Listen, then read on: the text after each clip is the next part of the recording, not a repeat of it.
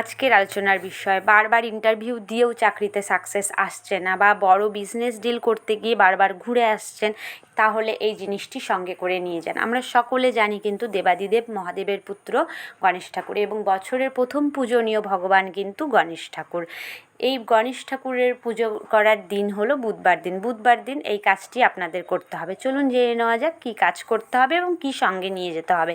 গোটা সুপারি আপনি মলি ধাগা দিয়ে বেঁধে গণেশ ঠাকুরের সামনে রাখুন এবং এর সঙ্গে 21টি দুর্বার আরতি করে গণেশ ঠাকুরের সামনে রেখে দিন।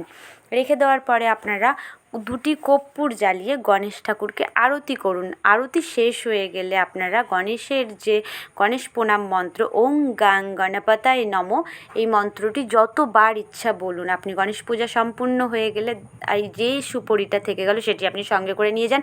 আপনার কাজে অবশ্যই সাকসেস আসবে। এই রকম ভিডিও পেতে চ্যানেলটি সাবস্ক্রাইব করুন। ভালো লাগলে অবশ্যই লাইক, শেয়ার, কমেন্ট করুন।